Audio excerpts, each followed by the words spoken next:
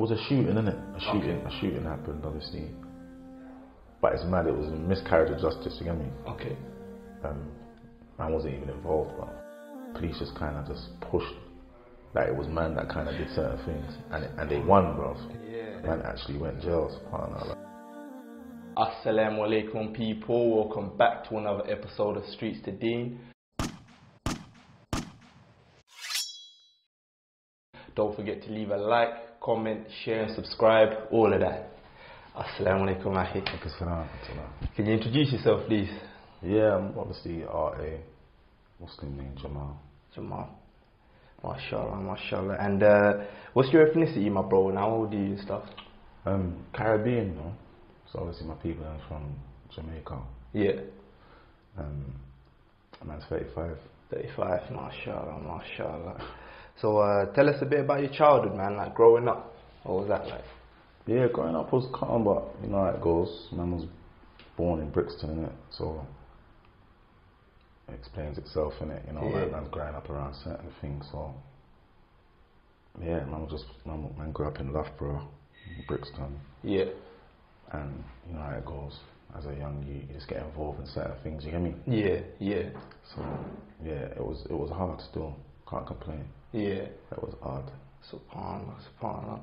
So what would you say you were like in school? Let's go back to that primary school age. What were you like? Were you a funny kid? Naughty kid? Primary school, yeah, man was naughty. Yeah. Yeah, so it was embedded in man. Man was primary school, different schools. I went to 3 different primary schools. So I got kicked out, you know what I'm saying? So yeah. I kind of just spiraled out of control from a young age still. Yeah. Subhanallah. And then what, moving on to like secondary and that, was it the same situation? Yeah, same thing. I went to 4 secondary schools. Subhanallah. Yeah. Because you got kicked out? Kicked out, and then I went to centre. And then after centre, man ended up going jail back. YOs, you get me? Young offenders. So what age was this? 16. 16, okay. Okay. So that was man's first kind of jail stink, 16. Yeah. And then obviously when I come out, that was it, school was over. It was just like, man, just on the road, you know what I'm saying? Yeah. Subhanallah. So what stuff were you getting kicked out of school for? And like, it was just fighting. Just interruption. You know, like this disruptive, innit? You know what I'm saying? Yeah. Kind of thing. Even though man weren't done with it. Yeah. Man was smart. Yeah. Man knew their thing, innit? Like like the whole education thing, but it was just, I don't know what it was, man. Man was just hyped in it. Yeah.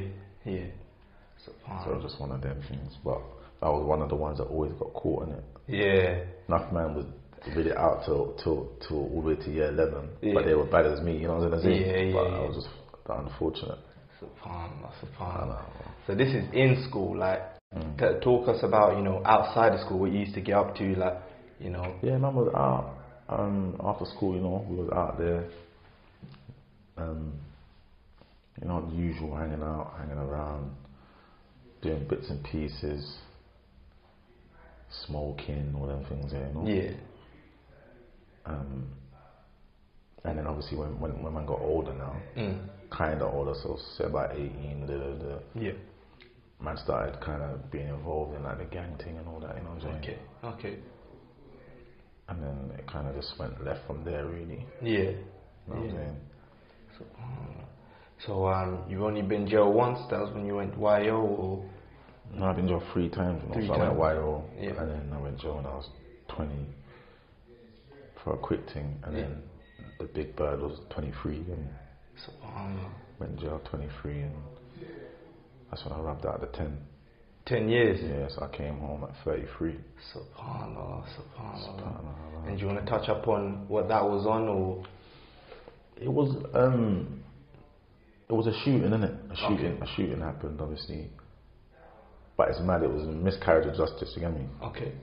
Man wasn't even involved, but because man's name was a certain way at the time, and it was on man's end, the police just kind of just pushed that it was man that kind of did certain things, and they won, bro. Yeah. And man actually went jail, subhanallah. But man knew it was coming after a while. Yeah. At first, man weren't Muslim, so man was like, what's going on there? You know what I'm saying? Some set up thing, but then obviously you come to realise it was written, innit? You know what I'm saying?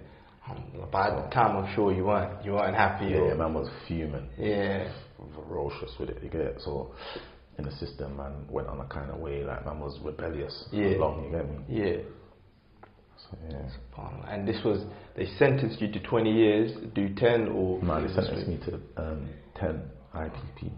Oh, so you had to do the whole thing? Yeah, I had to rub the whole 10. Subhanallah.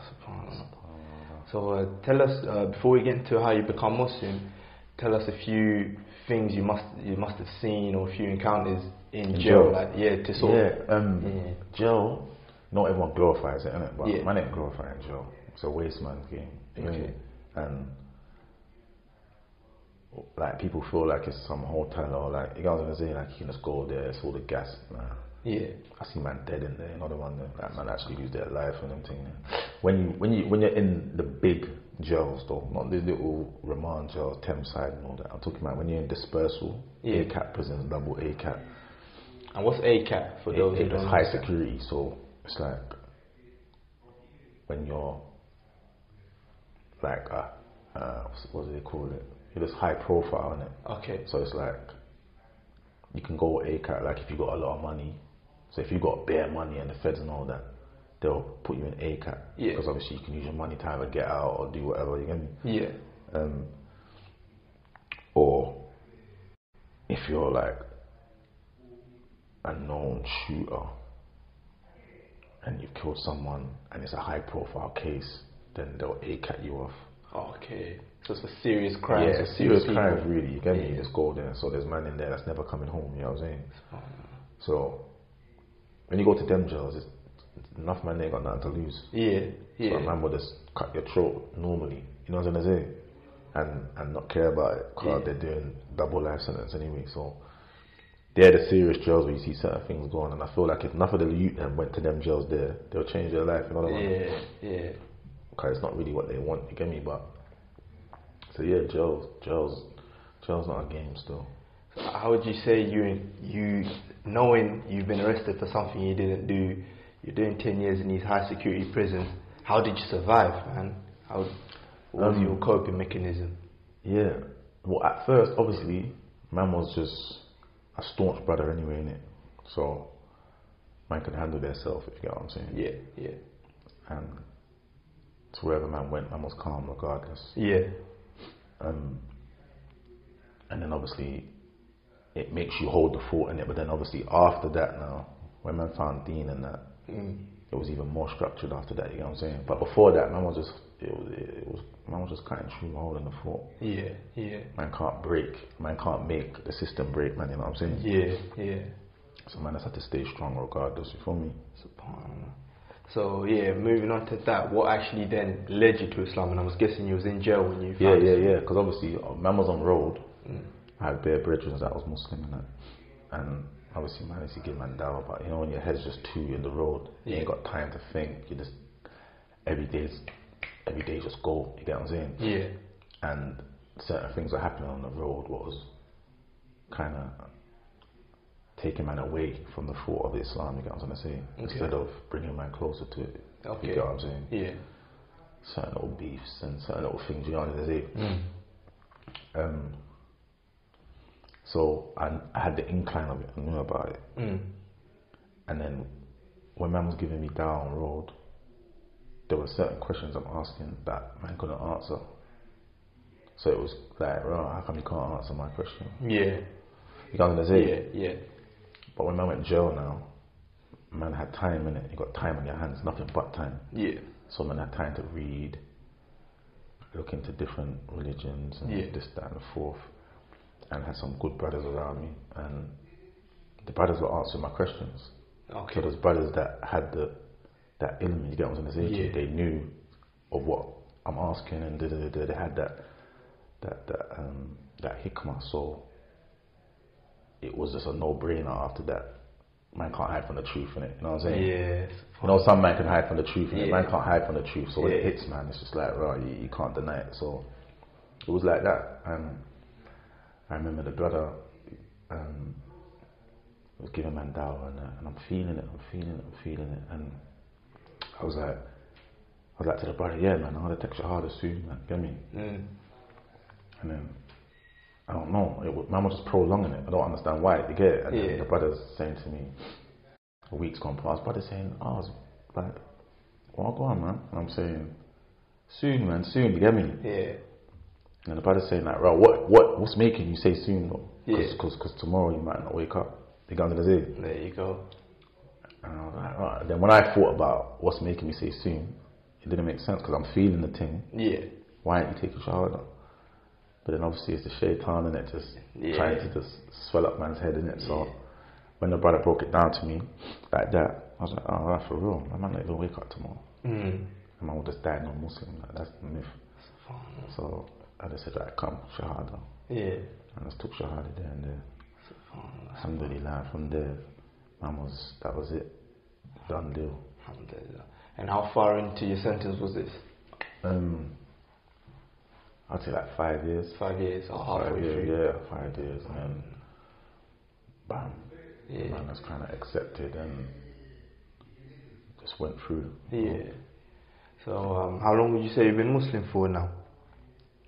So now, I would say I'm about 9 years now. 9 years. 9 years.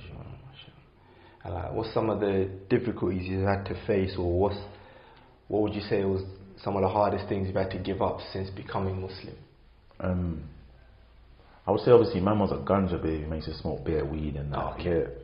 And obviously man has dropped that out. I weren't an alcohol man anyway, really. Yeah. Just here and there. So that was easy. Yeah. Just dropped that out. Yeah. And you know, it's just like probably even talking to girls and that on a regular and all of them thing there. Yeah. It's kind of hard, you get me? Yeah. But man can just drop that out as well, you know what I'm trying to say? Yeah. And then the main thing now is the music thing, innit? Yeah. That's what's kind of just got me headlocked right now, but inshallah soon man can just knock that on the head as well. Inshallah. And then just push forward, you know what I'm saying? Yeah. But yeah, they were the tasks. But obviously Islam over everything, innit? So eventually, inshallah, man can just let that go. Yeah. You know what I'm saying? Man pray for it, man make dua for it all the time, innit? You know what I'm saying? So nothing happens before that time though, you know? Yeah. Nah, inshallah, Allah make it easy, my bro. What would you say some of the hardest thing you had to start practicing? For example, was it the prayer? Was it the fasting? Fasting. Prayer was like I wrapped up my prayer within like a week. Yeah. I knew my salahs. In Arabic, everything. In Arabic, yeah. Like I was on it. You get what I'm saying? I was like, oh. So the prayers was calm. The fasting, when I first went to fast, that was hard. I was like, yeah. Thing, you know what I'm saying? Belly drawing out, you know what I'm saying? But then obviously when you realise the reason you're doing it for, it just makes it more simple, innit? But that was a task. Yeah. But man came over that as well. So Alhamdulillah. So how did your family take you when you first told them you become Muslim? They were calm, you know. They were calm, surprisingly. And obviously my mum and dad come from that Rastafarian thing, innit? Okay. So, but alhamdulillah, they accepted it and they see the change in man, innit? Yeah. So they take to it, you get me? So now I give my mum and that down, you get me? And my dad, so inshallah. Yeah, that guide them to the truth. Inshallah, you get me? So it obviously people take to you or take to certain things from your actions, innit? Yeah. You know what I'm saying? So inshallah, Allah guides them, you know. I mean. So how would you say, on a personal level, Islam has changed your life? Yeah, 100. Islam, like, man was vicious at one stage, bro. You get me? Not even glorifying it, you get it? But at one stage, man's head was just whatever, and man would do certain things and not really business, you get me? Yeah. Now, man have to answer to Allah, you get it? So it's changed, man, in a way where, like, yo, anytime I do anything, it's always that thought process there, and I'm always mindful. Like, yo, know what you're doing, kind of thing. You get me? So it humbles, man. Yeah. It's giving man different type of sabah. You get me? Yeah. So come on, you know, it's the best thing that's happened to man. Yeah. So it gives you accountability for your actions. Yeah, and it gives man that breathing. You know, like, man, wake up, alhamdulillah. You know what I'm gonna say? You can't go wrong with it. So it definitely stops man from doing bare things, man. Yeah. Man will just be doing madnesses if I went to the Deen. So alhamdulillah. Alhamdulillah. And how would you say your relationship with Allah is at the moment? Yeah, alhamdulillah, but it can always be better. Yeah. You get me? So man pray, man do what man need to do, but obviously man still obviously everyone sins in it, Aki. Of course, no one's perfect. We're a sinful creation, again. Yeah. So man sin, man, but obviously man always make dua for it, make tawbah. So yeah, my relationship with Allah is good, but it can always be better. You get me? Yeah, of course. So have you got any advice to people who might not know about Islam or sort of looking into it? Yeah. I would always say to them, just read, innit? Okay. You know, enough people, they hear Islam and they get shook. Oh, Islam, because obviously they're probably praying what the media says or brainwashed on certain things. But once you look into the Deen, it's nothing but the best things. You get me? Yeah. Nothing but fruit you get out of it. Yeah. So I would always say to the people looking into Islam, always just read, take time. Don't rush. Read, and your heart will take to it. You get me? Inshallah. And lastly, if you got any advice to any Muslim brothers and sisters who might be struggling with their deen or struggling to uphold their Islamic identity? Yeah, I would say just hold out, man. Yeah. Like Allah says, just hold on to that rope, innit? Never let it go. So once man hold out, then goodness should come from it, you know? Because, you know, enough man might just throw away their deen kind of thing over nonsense, you know what I'm trying to say to you? Or feel like, right, because certain things ain't happening, or certain doors ain't been answered, man start losing hope and faith and all that, you get it? Yeah. So you have to collapse that kind of thought process and just know, obviously, Allah guides who He wills, and nothing don't happen before time, you know what I'm trying to say? Yeah. So whatever you're making dua for, don't feel like, right, that has to happen that day. You got what I'm saying to you? Yeah. Because obviously Allah is the best of planners.